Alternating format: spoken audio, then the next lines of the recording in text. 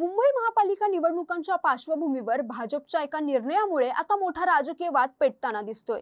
घराणेशाहीला विरोध, तळागाळातील कार्यकर्त्यांना संधी ही भूमिका सातत्यानं मांडणाऱ्या भाजपवरच आज घराणेशाहीचा आरोप होत आहे। कारण काय तर विधानसभा अध्यक्ष राहुल नार्वेकर यांच्या कुटुंबाला एकाच वेळी तब्बल 3 महापालिकेची तिकीटं देण्यात आली आहेत।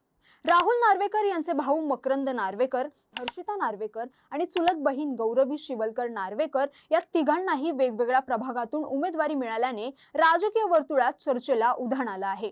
एकाच कुटुंबाला तब्बल 3 महापालिकेची तिकीटं मिळाल्याने सध्या सगळ्यांच्याच भुवया उंचावल्या आहेत। राहुल नार्वेकर यांचे भाऊ आणि माजी नगरसेवक मकरंद नार्वेकर यांना प्रभाग क्रमांक 226 मधून उमेदवारी देण्यात आली आहे। त्याचबरोबर राहुल नार्वेकर यांच्या वहिनी हर्षिता नार्वेकर यांना प्रभाग क्रमांक 227 मधून भाजपची उमेदवारी जाहीर करण्यात आली आहे।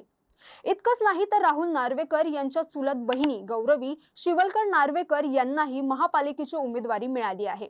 त्यामुळे नार्वेकर कुटुंबाकडे 3 वॉर्डची जबाबदारी आल्याचं चित्र आहे। राहुल नार्वेकर स्वतः कुलाबा मतदारसंघातून आमदार असून 9 डिसेंबर 2024 रोजी ते सलग दुसऱ्यांदा महाराष्ट्र विधानसभेचे अध्यक्ष बिनविरोध म्हणून निवडून आले आहेत। त्यांचे सासरे रामराजे नाईक निंबाळकर हेही राज्याच्या राजकारणातील मोठं नाव आहे। विशेष म्हणजे एकाच कुटुंबाकडे 3 वॉर्ड ही केवळ योगायोगाची बाब आहे की पक्षातील खास विश्वासाचं उदाहरण, असा प्रश्न आता उपस्थित केला जातोय। विशेष म्हणजे कोल्हापूरमध्ये घराणेशाहीचा आरोप होताच भाजपने उमेदवारी मागे घेतली होती।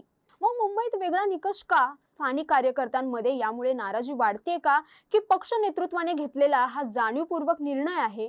मुंबई महापालिका निवडणुकीत हा मुद्दा भाजपसाठी डोकेदुखी ठरणार आहे का, याकडे सगळ्यांचंच लक्ष लागलं आहे।